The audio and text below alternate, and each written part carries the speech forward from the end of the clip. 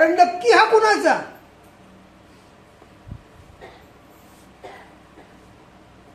हा देवीचा, गणपतीचा, मारुतीचा का गुरूंचा?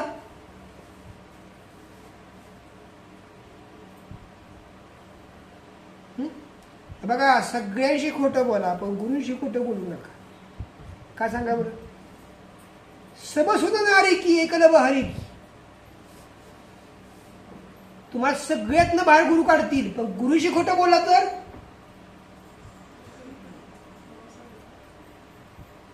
परत माया सागरात.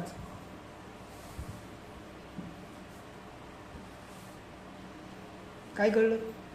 जेव्हा तुम्हाला कळलं, काय कळत? जळी स्थळी काष्टी पाशानी अंगुष्ठ मात्र एकच आहे परमेश्वर, आणि तो म्हणजे माझा गुरु. काय कळलं? हा,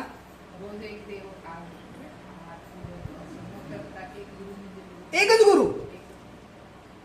गुरु ब्रह्मा गुरु विष्णू गुरुदेव महेश्वरा, गुरु साक्षात परब्रह्म तस्मै श्री गुरुवे नमः.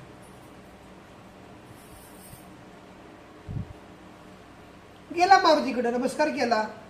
ओम श्री साईनाथ आहे ना, ओम श्री सद्गुरुनाथ दादा आहे ना.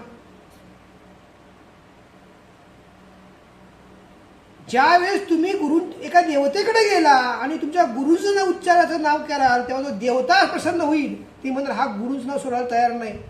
म्हणजे हा किती एकनिष्ठ आहे.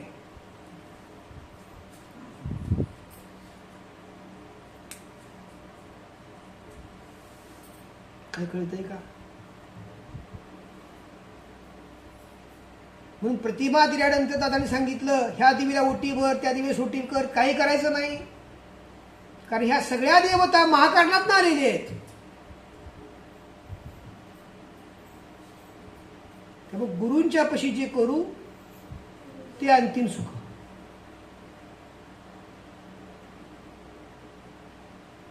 बघा ना, सगळ्या देवता यांची जी निर्मिती झाली कशा करता झाली सांगा बरं? देव निर्माण का झाले? कोण सांगल? हा, कोण सांगल? देव निर्माण का झाले?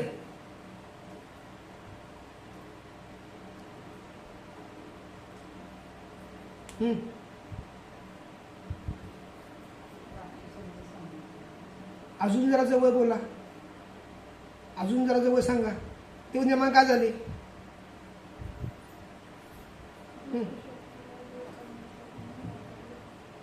का झाले देव निर्माण? तुळजा भवानी, महालक्ष्मी, महाकाली, हे कुठला पण तुम्ही देव घ्या, गणपत, हे ज्या देवता ज्या निर्माण झाल्या पृथ्वीवर ते उद्देश काय आहे?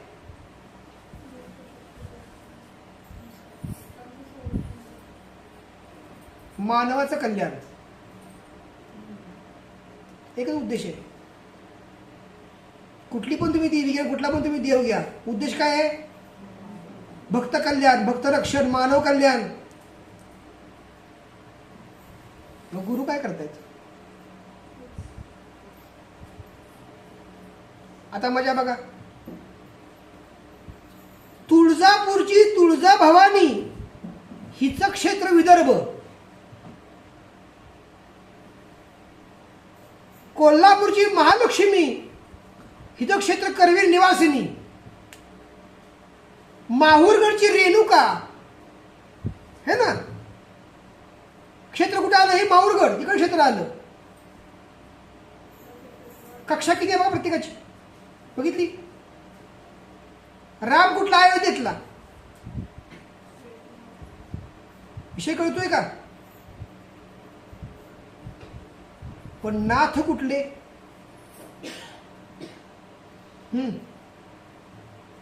आता बोला, आता बोला. तुमचं कुलदैवत जे आहे त्याची कक्षा मर्यादित आहे. तुमच्या कुलदेवतेने सांगितलं अमेरिकेत जाऊन अटॅक कर, तर करणार नाही. काय सांगतोय? कक्षा ठरलेली आहे. माहेरची मुलगी सासरला, सासरची मुलगी माहेरला, कक्षा ठरलेली आहे ना. त्या देवतेला सांगितलं की तू तुझी कक्षा सोडून बाहेर जाऊन अटॅक कर. काय होईल? तर गुरुची कक्षा कुठं आली? सप्त स्वर्ग सप्त पाताळ. काय कळतंय का नाही कळत? आमची ओटी भरायची म्हणून आम्ही येऊ शकत नाही. अरे कोणाची ओटी भरतोयस? आमची यात्रा आहे म्हणून आम्ही येऊ शकत नाही. यात्रा कोणाची करतोयस?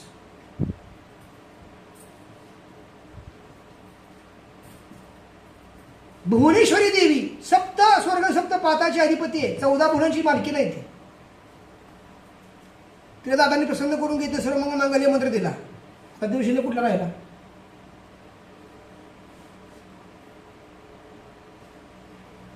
पण सर्वमंगल मांगल्य माझी मानसिकता पाहिजे ना. तुमच्या गुरुची साधना मला आवडत नाही. अरे गुरुची साधना नाही ती देवाची साधना आहे. गुरु हे माध्यम आहे.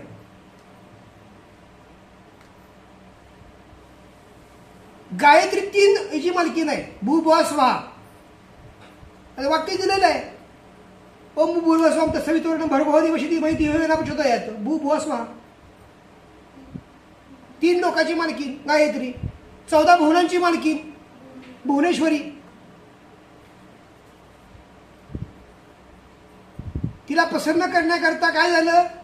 12 अधिक मास झाले तेव्हा नारायण दादांनी सिद्ध केली. नारायण प्रतिमा पाचवी. काय दिलंय तुम्हाला? तरी रडतोय आम्ही. का तर आज्ञा आहे.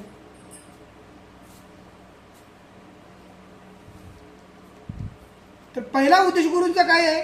माया सगळं तुम्हाला जोडून द्यायचं नाही. कन्सेप्ट काय आले का तुम्हाला? ही दुसरा उद्देश सांगतो. तुम्ही कन्फर्म आहात की तुम्ही पाताळातून चढलेले आहात.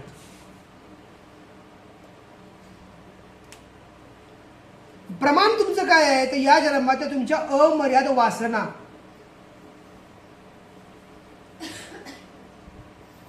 दुसऱ्याचं फार पटत नाही आपल्याला. दादा नेहमी म्हणायचे की ताकद असताना लात मारतो आपण. जेव्हा ताकद कमी होती तेव्हा जेव्हा भिंतीवर लात मारू ना तेव्हा पाय मोडण्याची जाणीव होती. काय म्हणे दादा? लात मारीन, पाणी काढीन, ओके नो प्रॉब्लेम. भिंतीवर लात मार. नक्की काय काढतोय बाहेर बघूया. लात मारीन, पाय मोडीन स्वतःच. दुसरी अवस्था काय आहे? तुम्हाला काय करायचंय? तर तेज वायू आणि आकाश 75% करायचंय आणि पृथ्वी आणि आप 25% करायचंय. म्हणजे काय करायचं? माझी ऐपत 4 घरं घ्यायची आहे तरी घ्यायची नाहीत.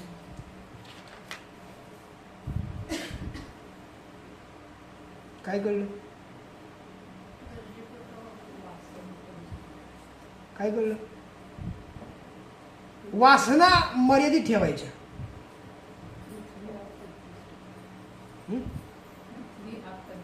ती कसं होईल ते सांगतोय. कसं होईल? आता बघा ना, सहकारी आवडतो का मित्र आवडतो? असा प्रश्न मला स्वतः विचारायचा. सहकारी आवडतो का मित्र आवडतो? तर कलियुगात मित्र आवडतो, सहकारी आवडत नाही. कलियुग आहे. मित्र आवडायला लागला की वासना वाढणार. वासना वाढल्या की ती पुन्हा मायासात अडकणार. काय केलं पाहिजे? सहकारी तुम्हाला जरी आवडत नसला तर सहकार्याबरोबर प्रपंच केला पाहिजे. म्हणजे वासना काय झाल्या? कंट्रोलमध्ये आल्या. आवडत नाहीये, हरकत नाही. बघा, बल आणि बळ काय फरक आहे? कोण सांगल? बल आणि बळ.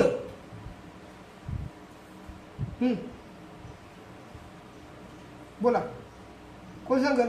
दीपक. बल म्हणजे काय, बळ म्हणजे काय? सकाळ सकाळी व्यायाम करताना प्राप्त काय होतं? ऊर्जा. कुठली? बल का बल? बल. हा, बल प्राप्त होतं का बळ प्राप्त होतं?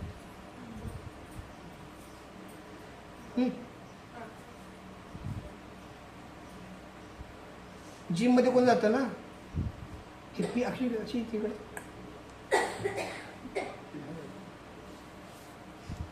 काय प्राप्त होतं? हा, बळ प्राप्त होतं. बल म्हणजे काय सांगा आता? ऊर्जा.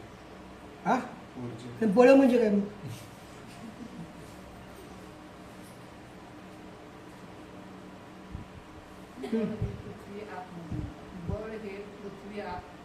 त्यात जाऊ नका हो तुम्ही तिकडे. मला फक्त बळ आणि बलचा अर्थ सांगा. बळ म्हणजे ताकद आणि बल म्हणजे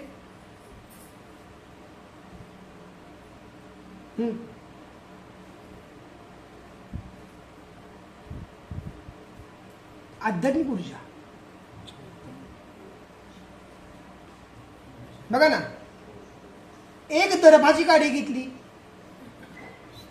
त्या कावळ्याने शेतीला स्पर्श केला होता, दर्भाच्या काडीला मंत्र म्हटला आणि त्याच्या मागं टाकला. कोण होता तो? इंद्राचा पोरग. काडीनं काय केलं? अस्त्रात रूपांतर झालं, ब्रह्मास्त्र. काडीचं रूपांतर कशात झालं? ब्रह्मास्त्र. आणि त्याच्या मागं पळत पळत पळत गेलो. तो काय म्हणला अगोदर ह्याला रामाला? एक तर तू वनवासात आहेस, तुझ्यापाशी तर काहीच नाही, तू बायकोला पण सांभाळू शकत नाहीस, मी तिला टच केला, आता काय करशील मला सांगतो. तो मला मी काहीच करत नाही, काडी घेतली, मंत्र म्हणून फुकून टाकला अंगात. बळ टाकलं. बळ बल बल बल म्हणजे ऊर्जा. ओम श्री साईनाथाय नमः. बल काय कळलं? नामस्मरणानं मंत्रानं बळ तयार होतं आणि अंगात अन्न जे ग्रहण करतात त्यातून बळ निर्माण होतं.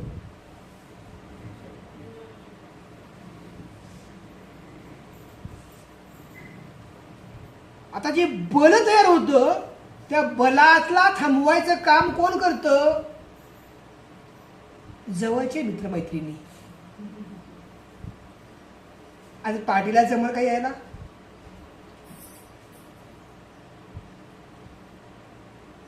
काय कळतंय?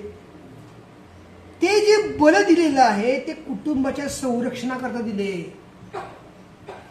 समाजाकरता दिलेलं नाहीये. बाकी समजून माझं घ्या. त्या बलाचं रूपांतर पुन्हा शिलामध्ये केलं जातं.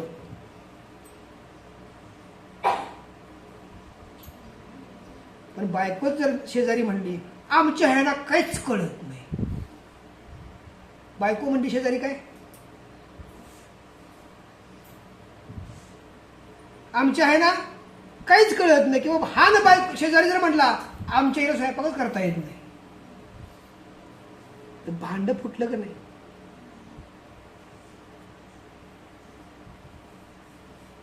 भांड काय झालं? फुटलं का? बल गेलं. काय गेलं? बल गेलं. मग साधना करण्याचा उद्देश काय तुमचा? बल निर्मिती.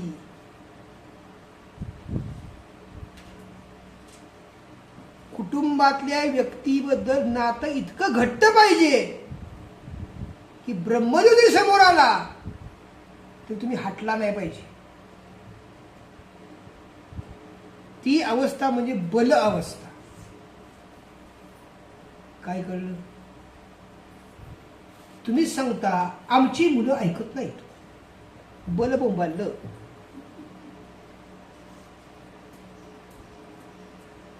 किंवा पार्टनर म्हणतो हा ऐकत नाही किंवा ती ऐकत नाही, परत बल बोंबाललं.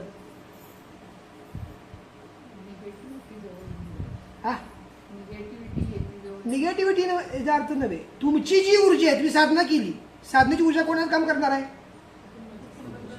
आधी स्वतःचं संरक्षण, कुटुंब संरक्षण. कुटुंब तुमची एकी आहे का? एकी का नाहीये?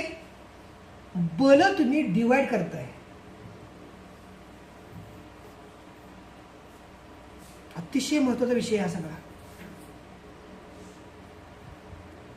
तुम्हाला कल्पना नाहीये, तुम्ही कुठल्या तरी पुण्यकर्मामुळे आज एकत्र आलाय, प्रपंच करताय. असं असताना सुद्धा तुम्हाला तुमच्या कुटुंबातल्या व्यक्तीबद्दल प्रेम नाही, स्नेह नाही, वैरभाव तुम्ही निर्माण केला एकमेकाबद्दल.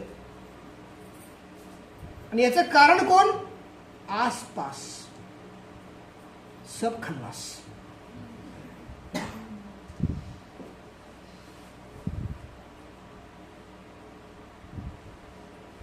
नवऱ्याचं प्रेम बायको 100% पाहिजे, बायकोचं प्रेम नवरा 100% पाहिजे, दोघांचं प्रेम मुला 100% पाहिजे, मुलांचं प्रेम आई बापा 100% पाहिजे. बल वाढेल. साधना, उपासना, आरती, तुम्ही जे काय करताय हे तुमच्या कुटुंबासाठी करताय हे विसरू नका. समाजाकरता तुम्ही करत नाहीये, तुमच्या कुटुंबाकरता करताय. कुटुंबात पहिली एकी पाहिजे.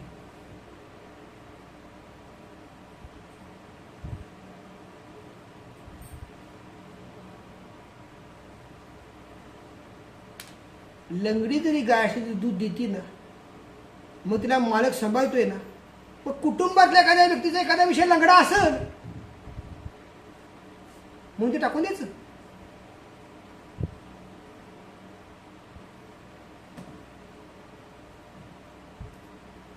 दादानी हे सर्व गोष्टी सांगितल्या, पण त्या अशा विस्तृत सांगता त्यांना आल्या नाहीत त्या काळात. का तर सोंग फार होती. तुम्हाला जर माया सगळ्यात येत नसेल आणि बघा, तुम्हाला असं वाटत असेल की मला समजा माझा सहकारी चांगला नाही, माझा मुलगा चांगला नाही, माझी मुलगी चांगली नाही,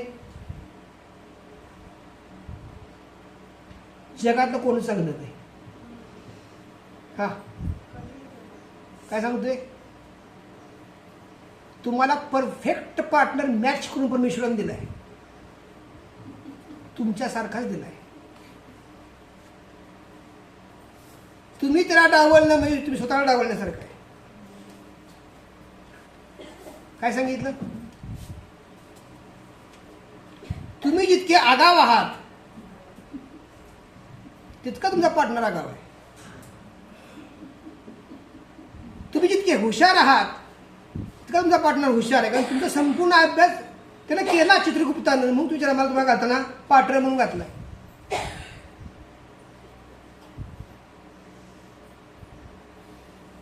त्यामुळे तुम्ही त्या पार्टनरला, तुम्ही तुमच्या अपत्यांना, तुम्ही तुमच्या कुटुंबाला नाकारणं म्हणजे बलाचा नाश करणं.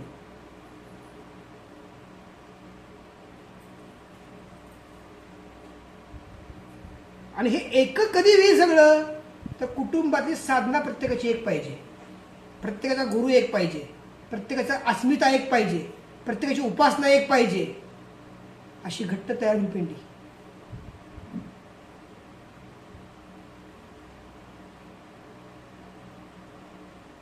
अजून काही बिघडलेलं नाही, कारण आपण अजून पृथ्वीवर आहोत. आपण यानाला बसून काय वर गेलेलो नाही कुठं. आता माझे प्रत्येक क्षण, प्रत्येक दिवस, प्रत्येक वेळ ही तुम्ही अपग्रेड होऊ शकता. अपग्रेड तुम्ही होऊ शकता प्रत्येक क्षण. आज ठरवलं मला आज बदलायचंय, मला आज चांगलं वागायचंय, तुम्ही वागू शकता. शेजाऱ्याचा मुलगा बॅरिस्टर झाला आणि तुमचा मुलगा लॉकअप मध्ये बसला तर तुमची आबरू जाणार आहे, शेजारची जाणार नाही. काळजी करू नका. स्वतःच्या मुलावर लक्ष ठेवा, स्वतःच्या बायकोवर लक्ष द्या, स्वतःच्या नवऱ्यावर लक्ष ठेवा, स्वतःच्या कुटुंबावर लक्ष ठेवा. त्यांची प्रगती बघा, शेजारची प्रगती बघू नका. शेजारीला मोठा झाला काही फायदा नाही तुला.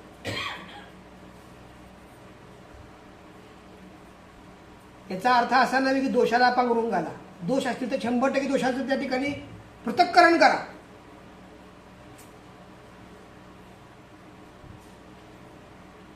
साधं डोक्यात गणित घ्यायचं. आता ह्या बलाबद्दल तुम्हाला बोलतो मी. ज्या वेळेस अत्री आणि अनुसूयाचं सत्व पाहिला, ब्रह्मा विष्णू महेश आले. तिला कळालं अनुसूयाला की सत्व पाहायला आपल्या देव आलेले आहेत. काय तिने आयडिया केली? वेट म्हणजे वेट, आमचे हे येतील, जरा थांबा. नवऱ्याकडे गेली, नवऱ्याला सांगितलं हे 3 देव मग सत्व बघायला आलेत, असं काहीतरी म्हणत होते की माझी आबरू शिल्लक राहील आणि तुझी किंमत वाढेल. काय दिलं त्यानं? एका वाटीत दिलं तेल. काय दिलं? तेल दिलं आणि टाळून लावायला सांगितलं सगळ्यांच्या.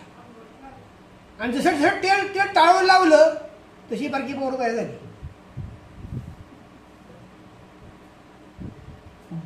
बळ जे होतं अनुसूयेनं ते कुटुंब कल्याणार्थ वापरलं. ते म्हणले असते का देव आलाय ना, काय बिघडतंय, काय देवाला करायचं या? ब्रह्मा विष्णू महेश म्हणले असते नाही. विचार काय केला?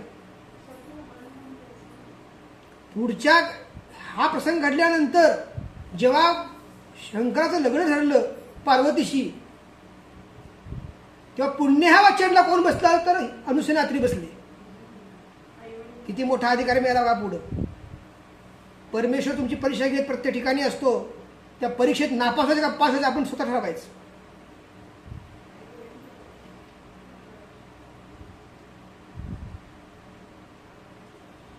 कधीही सुद्धा चुकीच्या लपा करून घालायचं नाही.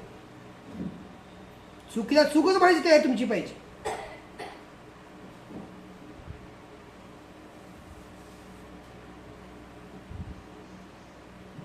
तरच तुमच्यात वृद्धी होणार. तुम्ही साधना कशा करता करताय? कशा करता आरती करताय? कशा करता भक्ती करताय? तुम्ही जर हे बल वाटत असाल समाजामध्ये तर करून फायदा काय?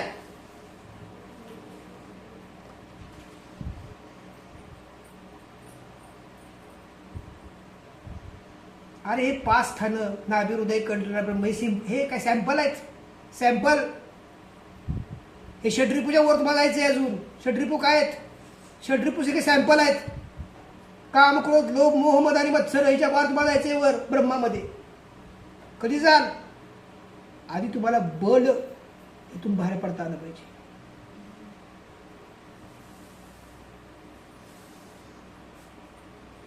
म्हणून किती वर्ष साधना केली याला महत्व नाही. साधना कशी केली याला महत्व आहे. काय कळलं? किती वर्ष साधना केली उपयोग काय? साधना करताय पाठीमाग धनुधर पेकाट निघतंय.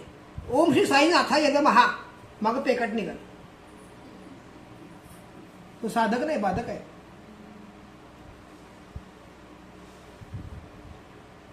जमिनीची माती जरी घेतली, बाबांचं नाव घेऊन ती आकाशात टाकली तरी एनर्जीने काम केलं पाहिजे. काय सांगितलं?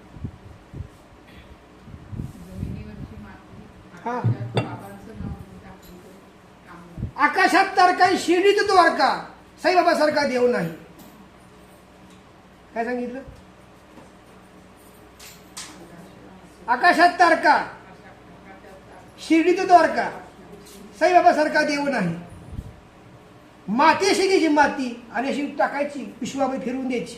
त्या मातीचे स्फटिक सुद्धा साई साई साई साई म्हणून रममान झाले पाहिजेत.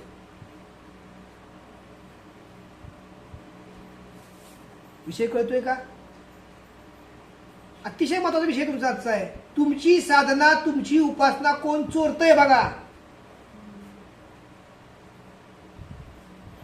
तुम्ही किती वर्ष करता याला महत्व नाही. ती तुमच्याकडे सेविंग राहते का बघा.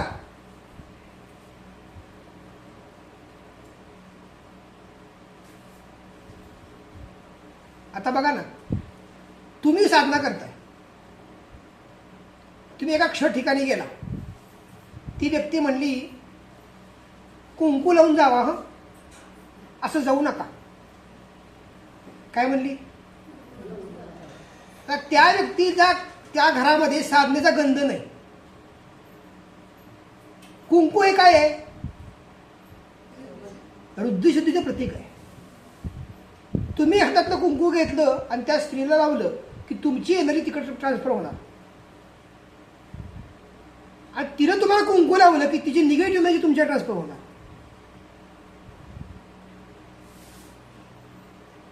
काय कळलं? साधना किती वर्ष केली? हा, एका मिनिटात दिली.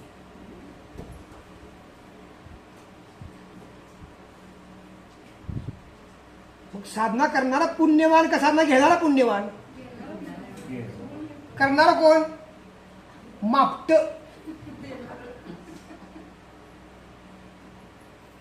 माहिती तुम्हाला हे?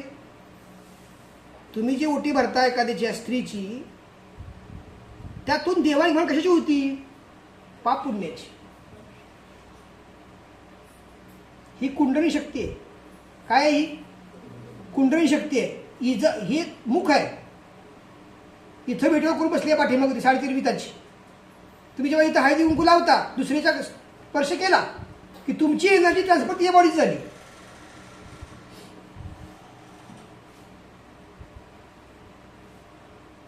दान सुद्धा सत्पात्री करायचं असतं. आणि मग तुम्ही म्हणता घरी आल्यावर डोकं दुखायला लागलं बघा, काय कळालंच तयार नाही, 2 दिवस आडवा. काय झालं? तिची निगेटिव्ह त्या बॉडीत घुसली, तुझी पॉईंट तिकडे गेली. तिला सुख मिळणार, तुला दुःख मिळणार. बंद करा. चहा घेऊ जरा.